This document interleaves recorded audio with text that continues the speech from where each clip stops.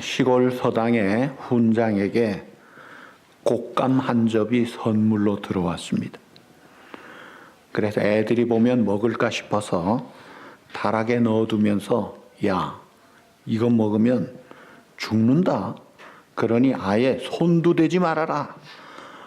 그러고는 볼일 있어 외출을 했는데 애들이 군침을 삼키면서 하나씩 빼먹자고 한 거예요. 그럴 때 대장 수동이가 용감하게 내가 책임질 테니까 다 먹어 치우자. 우르르 달려들어가지고 순식간에 다 먹은 거예요. 먹을 때는 좋았는데 애들이 겁이 난 거예요. 그러자 수동이가 훈장이 가장 아끼는 벼루를 일부러 깨뜨려 버리고, 그러니 애들은 야, 이건 곶감도 먹고 벼루도 깼으니 이제는 우린 꼼짝 못하겠구나 했는데, 오히려 수동이는 태연하게 내 말 잘 들어. 훈장님 들어오시면 모두 엎드려져 가지고 배가 아프다고 엄살 부리는 거야. 약속해. 훈장님이 들어왔더니 야, 곶감은 다 먹어버리고 아끼던 벼루로 깨뜨렸습니다. 그럴 때 대장 수동이가 고개를 조아리면서 훈장님, 저희들이 그만 장난을 치다가 선생님 아끼시는 벼루를 깨뜨려 버려가지고 야단 맞을까 싶어서 차라리 죽으려고 곶감을 먹었습니다. 그랬더니 배만 아픕니다. 훈장은 이 아이들의 기지에 감탄을 하면서 예끼 이 녀석들아, 곶감은 혼자 먹어야 죽지 같이 나눠 먹으면 안 죽어. 예, 죽는다고 거짓말 한 번 했다가 벼루까지 깨뜨리고 곶감 날린 훈장님이 사실은 어리석었던 거예요. 애들이 이렇게 아주 영리합니다. 자, 오늘은 어린이 주일, 또 5월 5일은 어린이날이에요. 소파 방정환 선생님이 일제시대부터 주장했는데 정작 우리나라가 공휴일로 지정된 것은 1975년이죠. 이 어린이날, 이 어린이들을 너무 천대하지 말라는 거예요. 어린이날 노래를 아십니까? 날아라 새들아 푸른 하늘을, 달려라 냇물아 푸른 들판을, 5월은 푸르구나 우리들은 잘한다. 오늘은 어린이날 우리들 세상. 2절도 있어요. 우리가 잘하면 나라의 일꾼, 손잡고 나가자 서로 정답게. 그 다음엔 같습니다.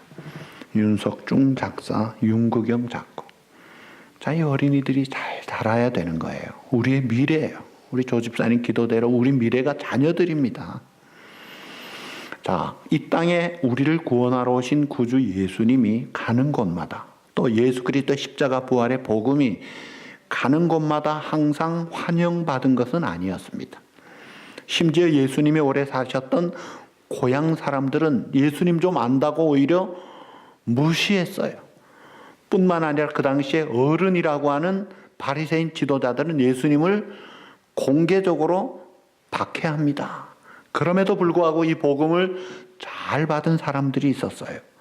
그 사람들이 바로 어린아이들과 같은 자들이기 때문에 오늘 본문에서 예수님은 이 사실로 하나님 앞에 감사를 합니다.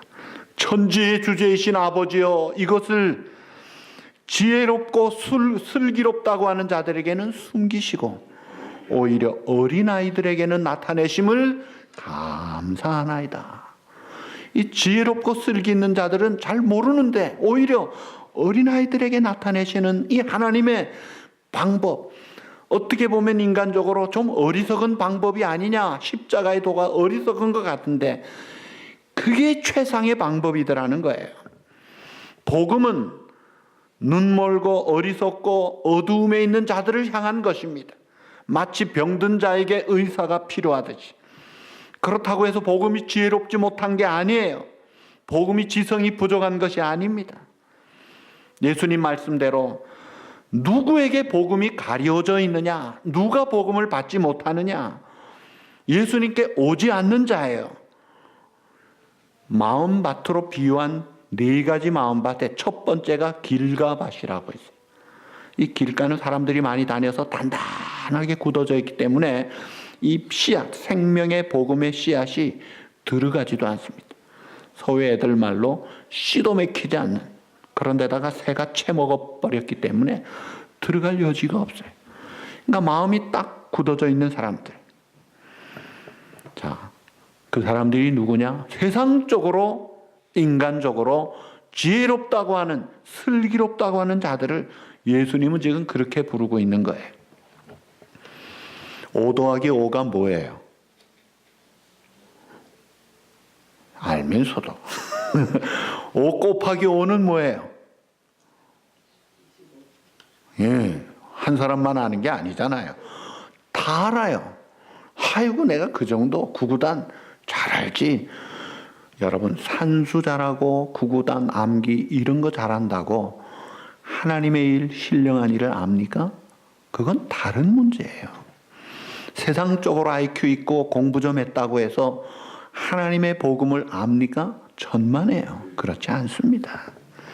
세상적으로 지혜롭고 슬기 있다고 하는 자들도 자기의 공식에 맞춰서 하나님의 것을 이해하려고 하면 맞지 않습니다. 그래서 무엇을 배우려고 하면 전제 조건이 내가 모른다, 나의 무지를 인정할 때부터 배우는 거예요. 내가 모르는 게 없다 하는 순간에 배움의 문은 닫혀버립니다. 100년 전에 미국에 특허 청장이 무슨 말을 했는지 아십니까? 지금 들으면 참 저렇게 무식한 말을 했을까 할 정도인데, 그때 이 특허 주는 특허 청장이 한 말이, 이제 더 이상 우리 인류 역사에 더 발명될 것은 없다 그랬어요. 더 이상 발전될 게 뭐가 있겠느냐. 얼마나 무식한 소리에 100년 동안 얼마나 달라졌는데. 그러니까 더 이상 발견될 게 없다고 하니까 그 무식한 소리를 마음 놓고 했던 거예요. 자, 오늘 우리가 발전하고 성장하고 진보하고 성숙해지려면 먼저 우리가 배우는 마음을 가져야 되는데, 내가 더 이상 배울 게 없다, 완성됐다, 이젠 끝이다 그러는 순간 이제는 정말 끝입니다. 자, 이 어린아이의 특징은 모방 심리가 강해요. 언어 습득력이 강합니다. 그래서 제가 이 이민 처음 왔을 때 어떤 분이 그래요. 자기는 컬럼비아 대학에 ESL 과정으로 6,000불을 내고 몇 달을 다녀도 입이 안 터지는데, 그동안에 우리 애는 동네 나가서 공짜로 놀면서 그냥 영어를 하더라는 거예요. 희한하다 하면서. 제가 대학생 때 우리 김형석 교수님이 부산의 남포동 제1예식장에서 특강을 한다 그래서 갔습니다. 일찍 가서 앞자리에 앉았어요. 아주 메어 터졌어요. 빼곡히 차고 서가지고 듣는데 그때 그런 말을 하시더라고요. 자, 태어나서 사람이 박사학위를 받으면 인생 성공이 백리길이라고 하면 국민학교 10리, 중학교 20리, 고등학교 30리, 대학 박사 40리라고 하면 이 사람은 기차 타고 그냥 40리까지 와서 내린 거래요. 40리는 그냥 온 거래요. 근데 나머지 60리는 자기가 가야 되는데, 보통 박사가 되면 내가 더 이상 배울 게 없다, 나보다 더 나은 사람이 어디 있느냐 하면서 중단한대요. 그러면서 거꾸로 내려간대요.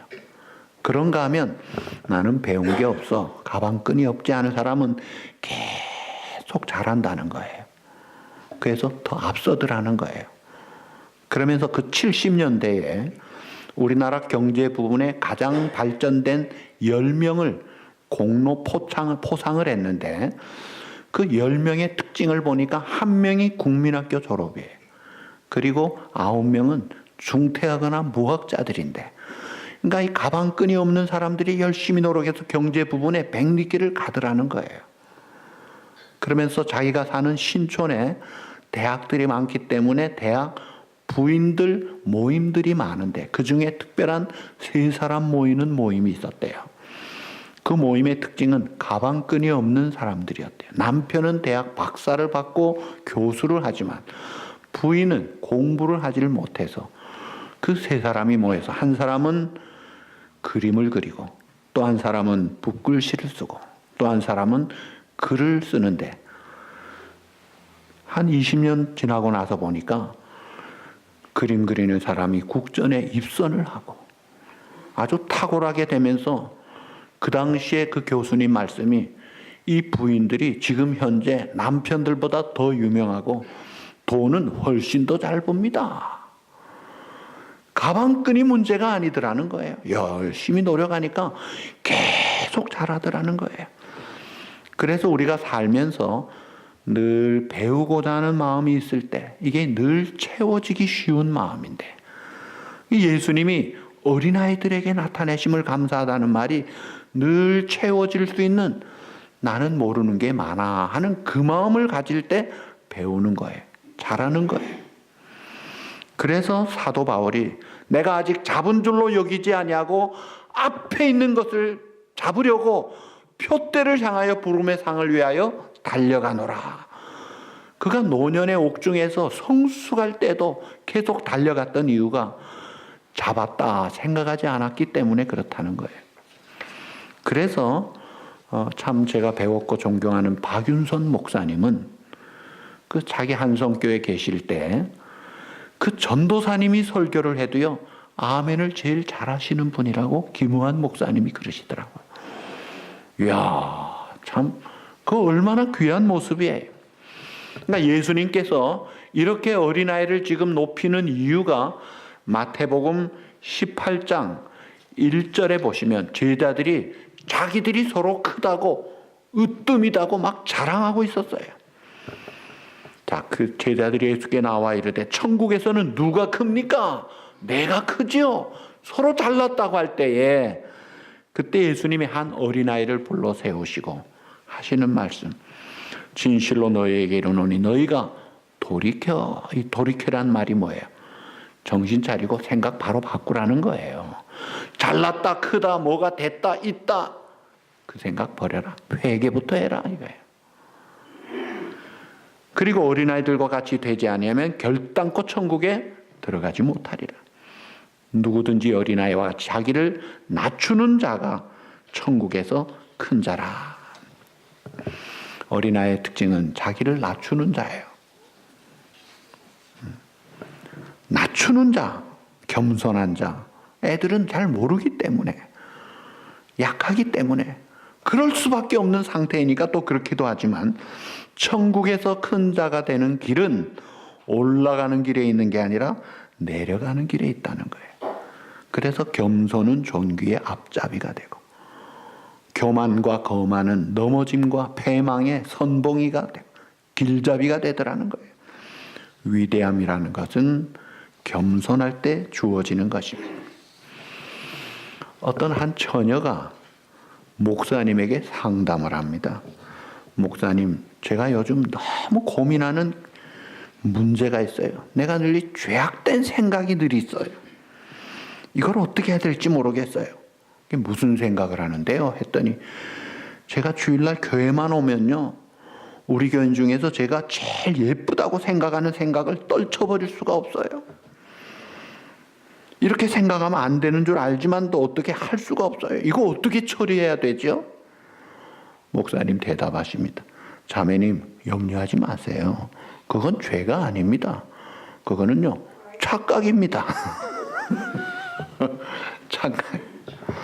자기가 잘났다고 착각하는 사람이 있듯이 내 신앙이, 내 영성이 좋다고 착각하는 사람이 꽤 있다는 거예요. 그런 착각이 심해지면 어느 죄보다 무서운 교만의 죄로 발전됩니다. 그리고 하는 말이 나는 대단하다.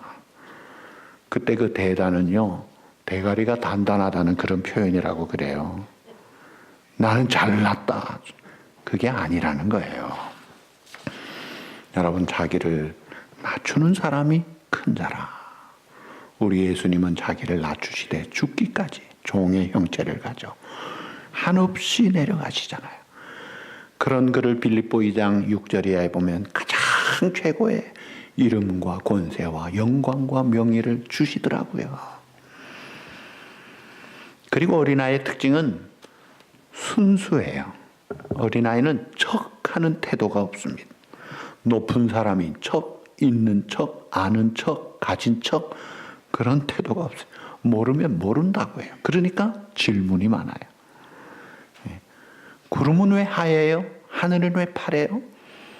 신호등은 초록인데 왜 파란색이라고 그래요?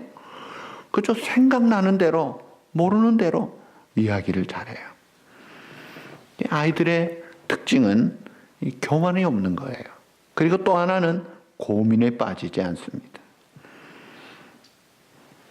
성경이 뭐라 그래요? 로마서 8장 28절. 하나님을 사랑하는 자 곧 그 뜻대로 부르심을 입은 자들에게는 모든 것이 합력하여 선을 이루느니라. 믿습니까? 그런 말씀을 믿으면 염려 안 해요. 걱정 안 해요. 여러분 애들이 모기지 걱정 하나요? 내일 입을 옷을 걱정 하나요? 음식을 걱정 하나요? 모르기도 하지만 걱정을 안 해요. 왜냐하면 부모님을 철저히 믿으니까.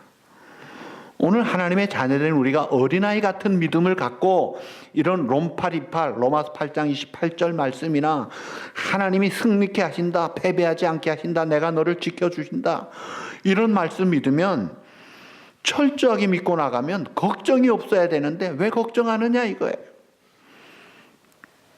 로버트 펄검이라는 베스트셀러 작가가 캔사스시티 타임즈에 쓴 글입니다. 저는 삶의 대부분을 유치원에서 배웠습니다. 지혜는 높은 학력에 있지 않고 유치원의 모래박스에 있었습니다. 저는 그때 거기에서 모든 것을 나누는 것을 배웠고 공정하게 노는 법을 배웠고 남을 때리지 않고 물건을 제자리에 놓고 남의 물건을 내가 가지지 않고 남에게 잘못했으면 미안하다 하는 것을 배웠고 자동차를 조심하고 서로 손잡고 모여 사는 법을 그때 배웠습니다. 그러니까 아이들의 세계는요, 자기 아버지가 대통령이든 혹은 노동자든 상관없이 애들은요, 높고 낮은 구분이 없이 모두가 서로 잘 놀아요. 이렇게 순수한 그런 면들이 있는 거예요. 그런데 우리는 인간적으로 내가 뭐가 있다 하면서 구별을 하고 차별을 하고 심지어 정죄를 하고 판단을 합니다. 그리고 마태복음 18장 5, 6절에 보시면 누구든지 내 이름으로 이런 어린아이 하나를 영접하면 곧 나를 영접함이니. 그러면서 반대로 누구든지 나를 믿는 이 소자 중 하나를 실족하게 하면 차라리 연자 맷돌을 그 목에 달리고 깊은 바다에 빠뜨리는 것이 나으니라. 그러니까 주님을 영접하는 것과 어린아이 영접하는 것, 또 마태복음 25장 양과 염소 비유에서 이 지극히 작은 자를 영접하는 것이 곧 나를 영접하는 것이라. 그러니까 지극히 작은 자를 대할 때 주님을 대하듯이 하는 자가 이게 주님을 영접하는 것과 같이 본다고 하셨고, 반대로 이런 어린아이 하나 실족하게 하면 하나님이 큰 중보를 내리신다는 거예요. 자, 이런 그 어린아이의 특징들을 우리가 성경에서 매우 우리에게 강조합니다. 그 강조하시는 예수님도 어린아이 기질이 많았어요. 예를 들면 어린아이는 부모를 어느 정도로 의존하나요? 확실하게 의존해요. 그래서 불 가운데 물 가운데로 갈 때도요, 아빠가 아빠한테 안겨 그러면요, 아빠한테 안기는 순간 그렇게 무섭던 물이 장난감이 되는 거예요. 확실히 믿으니까. 그러니까 예수님은 하나님 아버지를 믿는 그 마음이 절대적이었고 온전한 신뢰를 했기 때문에 예수님 자신의 일이 보통 어려운 일이 아님에도 불구하고 보통 방해 공작이 아님에도 불구하고 예수님은 예수님이 하시는 일을 결코 염려하면서 하지 않으셨습니다. 오히려 우리에게 염려하지 말라, 근심하지 말라, 두려워하지 말라, 놀라지도 말라, 내가 너에게 평안을 주노라, 그 평안을 약속하시면서 그 예수님이 하나님 아버지와의 관계가 절대 신뢰 관계로 그 하나님을 향해서 뭐라고 했어요? 또 호칭이 아빠, 데디라는 그 누구도 하나님을 부르지 못하는 그런 정도의 친밀한 관계로 하나가 되어 있었어요. 그래서 그 죽음의 고통 앞에서도 내 원대로 마시고 아버지 원대로 하십시오. 십자가에서 마지막 7번째 하신 말씀이 뭐예요? 아버지여 내 영혼을 아버지 손에 부탁하나이다. 죽음의 고통과 그 숨 넘어가는 순간에도 철저하게 아버지 하나님을 신뢰하는 그 온전한 신뢰의 모습이, 그게 천진난만한 순수한 어린이의 모습과 이게 일맥상통한 거예요. 이 어린아이와 같은 믿음을 가지라는 거예요.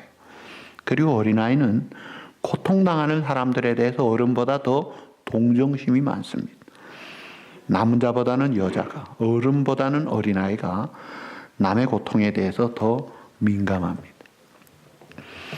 강도 만난 자가 죽어가는데 어른이라고 하는 제사장과 레위인은 보고도 쓱 지나갑니다.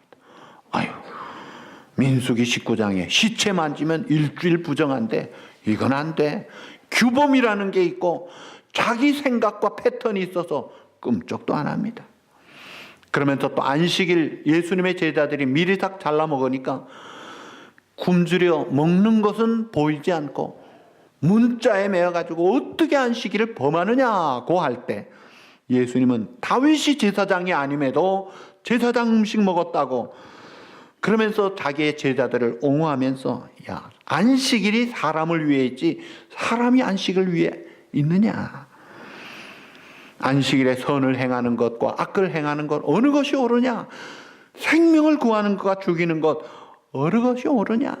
이 기본적인 절대 계명인 사랑을 지켜야 되는데 문자에 매어가지고 규범적인 인간이 되어서 습관적인 문화에 익숙해가지고 판단합니다. 스타킹 신으면 되나? 파마를 하면 되나? 옛날에 그랬거든요. 그런 식으로 어떻게 교회 오면서 넥타이를 안 메고 오지? 여러분, 저 아프리카 적도 지방에 가면요, 제가 인도네시아 이렇게 가보면 넥타이 맨 사람은 한국에서 온 목사님들만 매요. 거기 목사님들은 넥타이 없습니다. 매지 않아요. 캘리포니아 갔더니 그 세들백 처체 리고런 목사님도 티로 나와서 하더라고요. 주일날. 이야. 그런 그 진리가 아닌 그런 것 가지고 이거 진리인 양으로 생각하는 것. 이게 이제 어른이라고 하는 사람들의 이 막힌 모습들이에요. 자, 오병이어 그 기적도 보세요. 굶주린 것을 어린아이 같은 마음으로 동정심을 가지고 컴패션 마인드로 예수님이 그들을 보시고 민망히 여기시고 아파하시면서 참 그들을 안타까워할 때 한 어린아이가 보리떡 5개 물고기 2마리에 오병이어를 자비심을 가지고 제공을 합니다. 그러니까 그것이 모든 사람이 남자만 장정 5,000명이 되었다. 10,000명이 넘게 먹게 되더라는 거예요. 그러니까 이런 이 자비심도 어린아이 같은 마음을 가질 때 있는 거예요. 어린아이는 정직합니다. 진실합니다. 마음이 청결한 거예요. 그리고 또 예수님의 성품 중에 어린아이의 특징이 온유함이에요. 온유한 자는 복이 있나니 저희가 땅을 기업으로 얻을 것이라고 했는데 예수님 종려주일에 입성할 때 어떻게 하셨어요? 예수님은 어린 나귀를 타고 가시는 온유한 메시아로 나타납니다.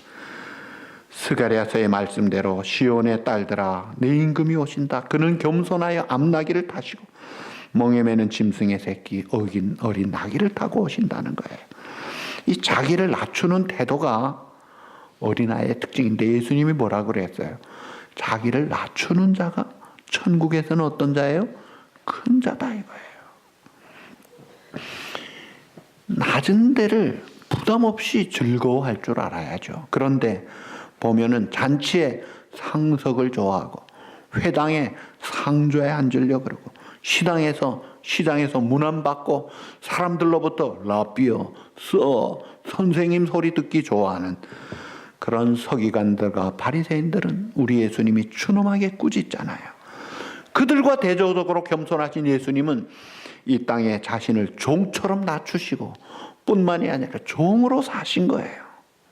인자에 온 것은 섬김을 받으려 함이 아니라 도리어 섬기려 하고 자기 목숨을 많은 사람의 대속물로 주려 함이니라. 낮은 자세, 겸손한 모습, 섬기신 모습, 그게 우리 주님의 모습인데 이런 어린아이와 같은 태도, 어린아이와 같은 믿음, 이게 중요하다는 거예요. 그래서 우리가 하나님 앞에서 말씀을 받을 때도 내가 뭐 좀 안다, 여러분 그런 태도는요 말씀을 안 받겠다는 태도. 그거보다 어린 사무엘이 여호와여 말씀하옵소서 종이 듣겠나이다. 그래서 그 말씀 그대로 듣고 그대로 순종하면 그대로 하나님의 역사는 일어나는데, 내가 뭐 좀 경험했고 하는 것 가지고 거기에 양념을 넣어가지고 이상하게 하니까 순수한 물이 포도주로 주님은 만드는데 우리는 포도주 같은 말씀에 물 타고 있는 거 아니냐 이거예요. 그래서 이 배우고자 하는 어린아이 같은 마음을, 팔복의 첫 번째 마음 뭐예요? 팔복의 첫 번째가, 따라합시다. 심령이 가난한 자는 복이 있나니 천국이 저희 것이며. 자, 어떤 자가 복이 있다고요? 심령이 가난한 자가 복이 있다. 자, 이 마음이 가난한, 어린아이 같은 낮추는 마음이, 이게 심령이 가난한 마음이에요. 여러분, 심령이 가난하다고 해서 돈 없는 자를 가르치는 게 아닙니다.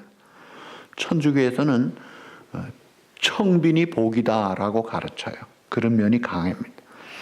그런데 성경은 가난 자체를 축복이라고 하지 않습니다.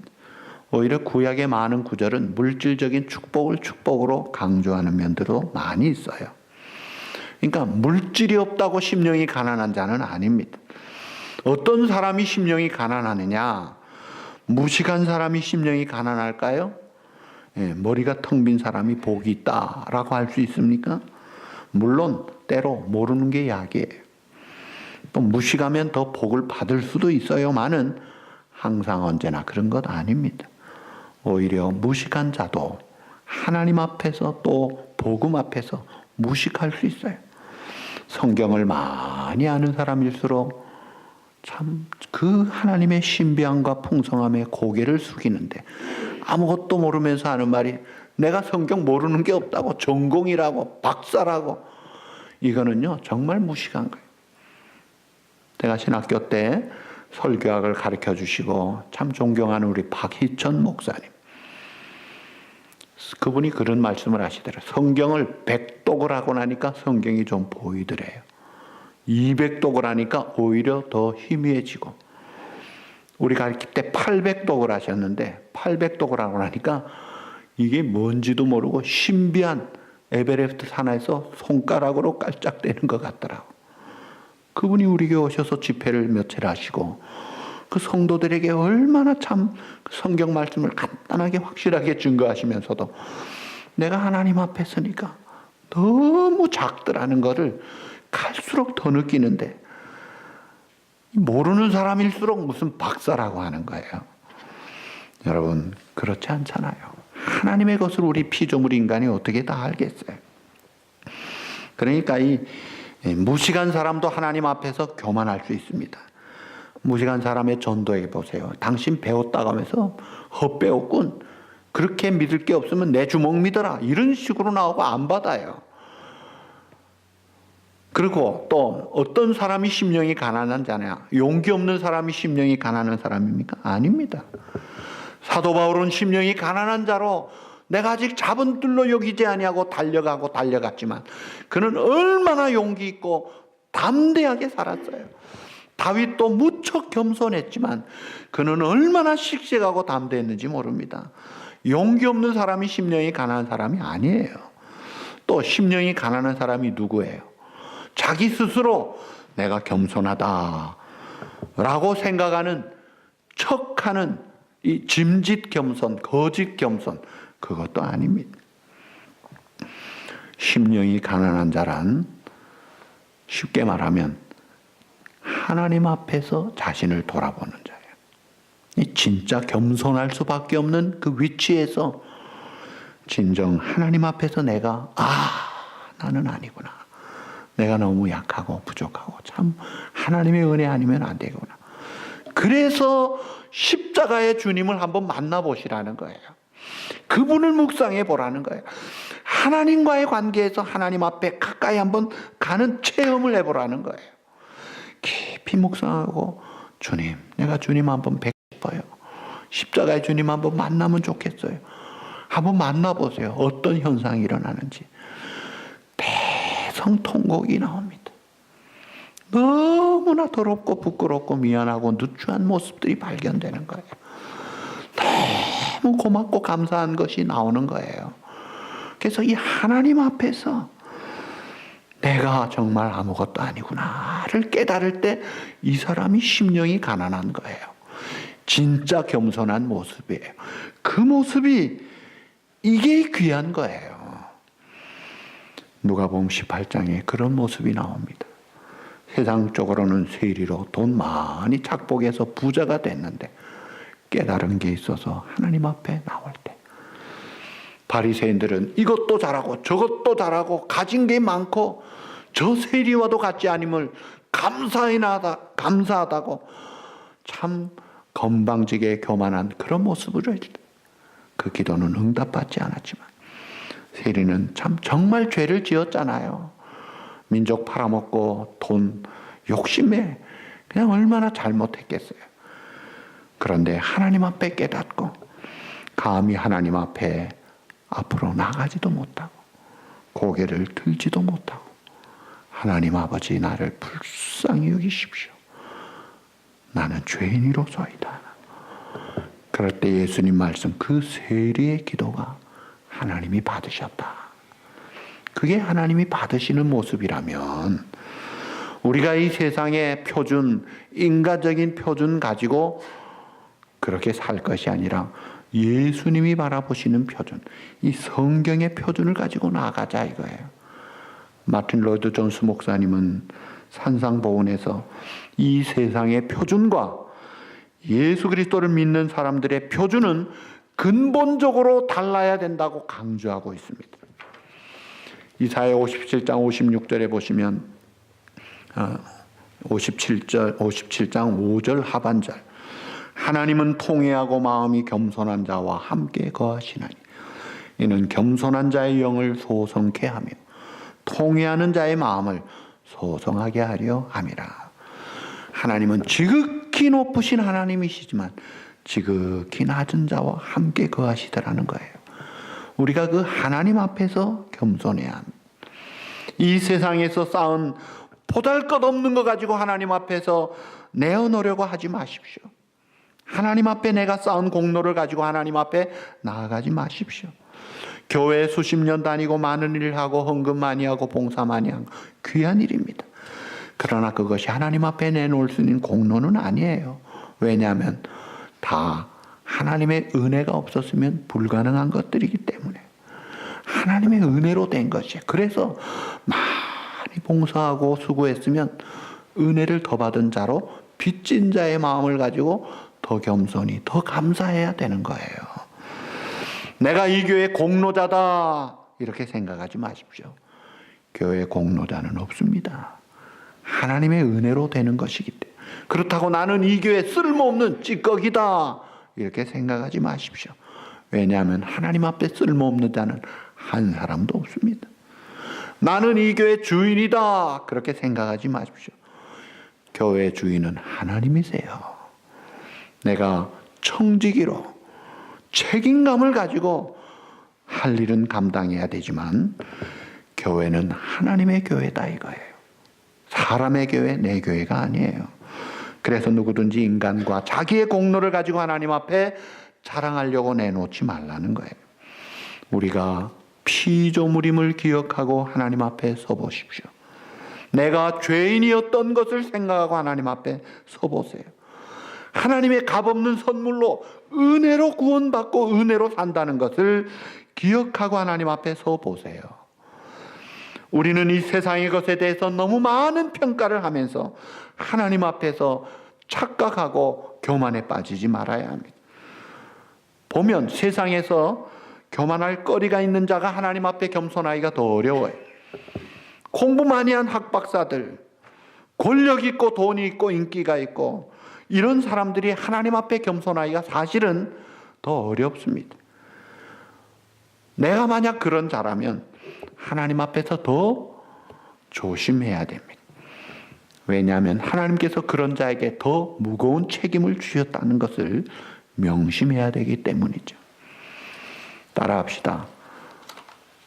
나 자신을 믿지 말고 오직 하나님을 믿읍시다. 아멘. 인간적인 나를 믿지 말고 나를 인도하시고 은혜로 주장하시는 하나님을 믿어야 돼요. 그래서 우리는 하나님께 우리의 모든 것을 믿을 때 내 모든 것을 내어놓을 수 있고 맡길 수 있는 것입니다. 그럴 때 우리는 하나님의 것으로 가득 채워주는 것입니다. 그것은 세상이 주는 것과 다른 놀라운 평안과 기쁨과 희열과 감사 찬송이 넘치는 거예요. 바리새인 같이 이것도 잘하고 저것도 잘하고 하는 그런 식으로 살지 말고 세리와 같이 어린아이와 같이 자기를 낮추는 사람 되어서 하나님, 나는 하나님의 은혜가 좋아요. 너무나 감사해요.